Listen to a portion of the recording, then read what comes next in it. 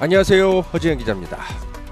국회 탄핵소추단이 윤석열 탄핵소추 사유에서 내란죄 부분을 제외하겠다고 밝힌 것을 두고 국민의힘이 거의 가짜뉴스에 가까운 주장을 펼치며 국민들을 기망하고 나섰습니다. 내란죄를 저질렀다고 탄핵했는데 그 부분을 빼겠다면 국회의 탄핵 의결을 다시 해야 한다는 주장까지 하고 있습니다. 그러나 이는 터무니없는 주장입니다. 윤석열 대통령이 벌인 내란죄는 이미 수사가 시작됐고 당연히 법적 판단을 받아야 합니다.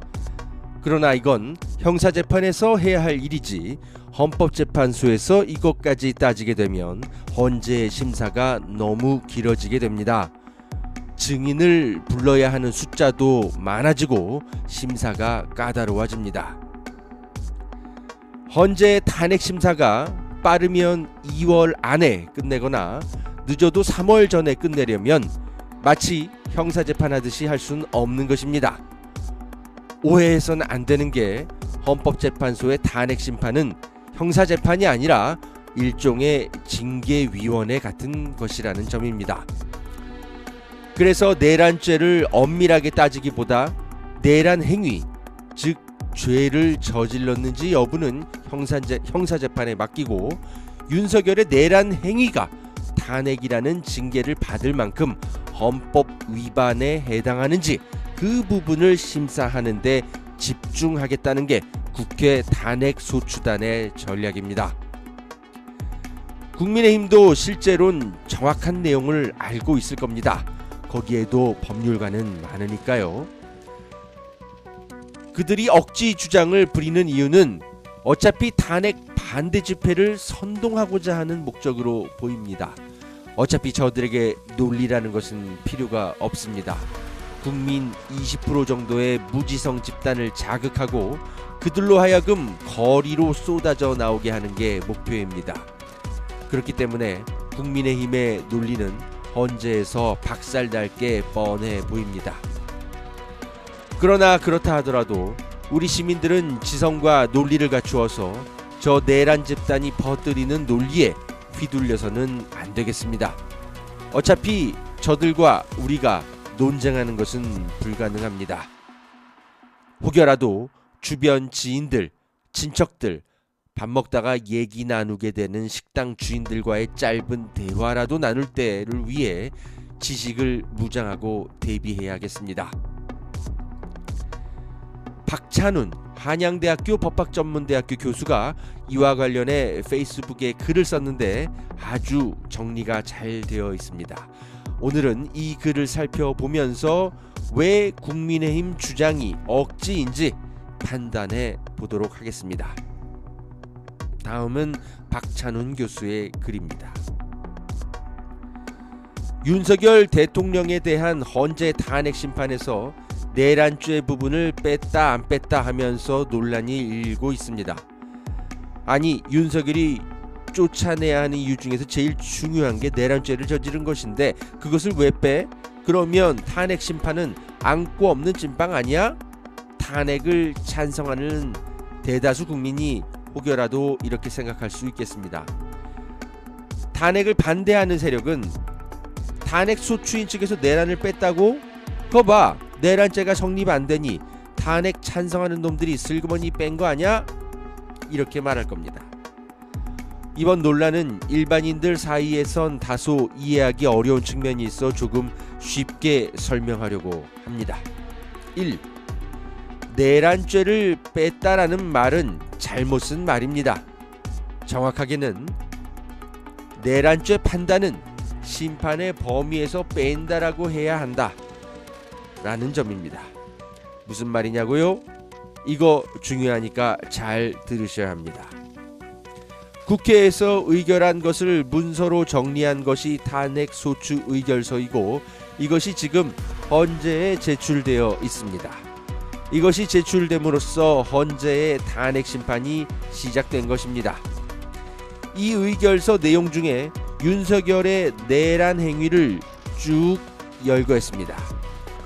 비상계엄 사유도 없고 사실상 국무회의도 열지 않았고 그런 상태로 계엄을 선포했고 반헌법적 내용으로 그득한 포고령, 국회 해제 요구를 막으려고 군 병력을 보내 의사당에 난입시킨 행위, 중앙선관위에 군 병력을 보내 점거한 행위 등등 국회는 이러한 행위를 전체적으로 내란 행위로 보고 헌법 위반, 계엄법 위반, 형법상 내란죄 위반 이렇게 세 가지에 해당한다고 판단한 겁니다.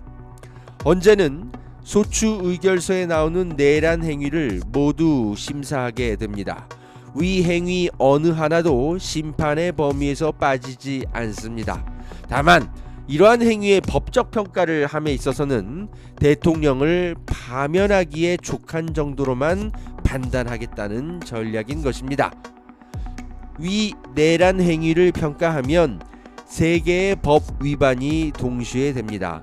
하나는 전체적으로 헌법 위반, 둘은 계엄 절차와 관련해서는 계엄법 위반, 셋째로는 내란죄를 저질렀다고 볼 수 있으니 형법 위반이 됩니다. 헌재는 이번 변론 준비 절차에서 위 세 번째에 해당하는 부분 탄핵 심판에서 할 필요가 없다고 정리한 겁니다. 그러니까 이번 준비 절차의 결론은 이렇게 말할 수 있습니다. 내란의 행위는 모두 조사한다. 다만 헌재는 이 내란 행위의 법적 평가와 관련해서는 헌법과 계엄법 위반의 점까지만 평가하겠다라고 한 것입니다. 헌재의 탄핵 심판은 형사 재판이 아니다. 2. 헌재는 왜 내란죄를 판단하지 않고 헌법과 계엄법의 위반까지만 판단하겠다는 것일까? 이것에 대한 이해가 중요합니다. 조금 정신 바짝 차리고 아래의 이야기를 들어보시겠습니다. 다시 한번 이야기하지만 헌재는 탄핵소추 의결서에 나오는 내란 행위를 모두 조사하고 확인할 것입니다. 다만 그 평가만 소추 의결서대로 하지 않고 헌법과 계엄법 위반으로만 축소하겠다는 것입니다. 이 부분을 꼭 머리에서 빼먹으시면 안 됩니다. 이제 이렇게 해야 하는 이유를 설명하겠습니다. 첫째, 헌재의 탄핵 심판은 형사재판 절차가 아닙니다. 탄핵 심판은 피소추자인 윤석열의 범죄를 확정해 감옥에 보내는 절차가 아닙니다. 탄핵 심판은 일종의 징계 절차로 윤석열이 대통령직을 계속 수행해야 하는지 아니면 직에서 물러나게 해야 하는지를 결정하는 절차입니다. 그러니 헌재에서 해야 할 일은 범죄를 확정하는 것이 아니라 징계 사유, 즉 탄핵 사유가 있는지를 확인하는 것입니다. 둘째로 헌재에서 내란죄 여부, 형법에서의 내란죄 여부입니다. 이거를 확정하지 않아도 탄핵 사유를 발견할 수 있습니다. 내란 행위에 대해 헌법적 평가, 계엄법적 평가만 내려도 충분히 탄핵 사유가 돼 피소추자 윤석열을 파면할 수 있습니다. 더 이상 다른 사유, 즉 형법 위반 여부, 내란죄 성립 여부를 판단하지 않아도 됩니다. 셋째로, 만일 헌재가 탄핵 심판을 내란죄 성립 여부에 초점을 맞추게 되면 헌재 재판의 성격에도 맞지 않지만 심판의 절차가 엄청나게 길어집니다. 죄의 성립 여부는 아주 예민하기 때문에 엄격하게 절차를 진행하지 않으면 안 됩니다. 형사재판이 아닌 탄핵 심판에서 그것을 하게 된다면 마치 형사재판을 옮겨놓은 듯 진행해야 합니다. 증인을 수십 명, 아니 수백 명 다 불러야 하고 증거 능력 있는 증거를 골라내야 하는 등 엄청나게 시간이 걸리는 작업입니다. 그런 식으로 하다가는 1년도 부족합니다. 형사재판이 다 끝나고 나서 그 재판 기록 다 가져다 봐야 끝날 것입니다. 형사재판이 아닌 탄핵 심판을 이렇게 진행할 순 없는 일 아닐까요? 이해를 돕기 위해 하나 예를 들겠습니다. 이 예를 알게 되면 더 쉬워질 겁니다. 어느 부처 국장 자리에 있는 국장 자리에 그 공무원이 뇌물을 받아 드셨다 칩시다. 아주 크게. 사실관계는 이미 명백합니다. 이런 경우 정부는 형사재판과 관계없이 바로 징계위원회를 열어 공무원 파면 조치를 합니다. 징계위원회에서는 뇌물받은 비위에 대해 심사는 하겠지만 뇌물죄에 해당하는 것, 이것에 대해서는 본격적으로 판단하지는 않습니다. 그것은 형사재판에서 할 일이니까요. 윤석열의 탄핵심판은 위예의 징계위원회라고 보면 됩니다. 그러니까 내란 행위에 대해 조사는 하지만 그것이 내란죄인지 여부를 확정할 필요는 없는 것입니다. 3. 탄핵심판에서 내란죄를 판단하지 않으려면 국회 소추 의결을 다시 받아야 할까요? 지금 국민의힘에서 이걸 가지고 문제를 삼는데 이건 정말 아닙니다. 헌재는 국회의 소추 의결이 내란죄에 해당한다고 했다고 해서 위에서 본 대로 무조건 그것까지 판단해야 하는 게 아닙니다. 헌재는 소추 의결서에서 요구한 범위 내에서 심판 대상의 범위를 조정할 수 있고 그 판단은 오롯이 헌재의 몫입니다. 국회가 관여할 몫이 아닙니다. 물론 소추단에서는 국회가 의결한 내용을 임의로 철회할 수 없습니다. 따라서 이번 철회권은 헌재가 심판 대상을 조정하여 심리하겠다는 것에 소극적으로 동의하는 것으로만 보면 되겠습니다. 그래서 대리인은 사실상 철회하겠다 이런 용어를 사용한 것입니다. 국민의힘이 이것을 문제 삼는 것은 더 이해가 안 됩니다. 박근혜 탄핵 사건에서도 유사한 문제가 있었습니다. 당시 국회 탄핵 소추 의결서에서는 박근혜가 뇌물죄를 저질렀다는 부분이 있었습니다. 그런데 이것이 탄핵 심판 과정에서 완전히 빠졌습니다. 법적 평가만이 아니라 사실관계 자체를 빼버린 것입니다. 그것도 형사범죄를 헌재에서 확정하기가 어려워서 그런 것이었습니다. 그때 소추 단장이 바로 권성동 의원이었습니다. 그때 국회 재의결이 있었나요? 없었습니다. 이번은 사실관계는 다 그대로입니다. 둘 중 어떤 것이 심각할까요? 여기까지가 박찬훈 교수의 글입니다. 헌재의 탄핵 심판은 길어져선 안 됩니다. 계엄 철폐 한 달이 지나자 벌써부터 저 우익들과 반민주 집단들은 거리에서 행동을 시작하고 있지 않습니까? 언론도 슬슬 기계적인 중립적인 척 보도를 하기 시작하고 있습니다. 민주주의를 파괴하고 내란죄, 계엄법을 위반하는 이런 어마어마한 일들을 벌인 자들에게 어떻게 언론이 중립적인 판단을 할 수 있습니까?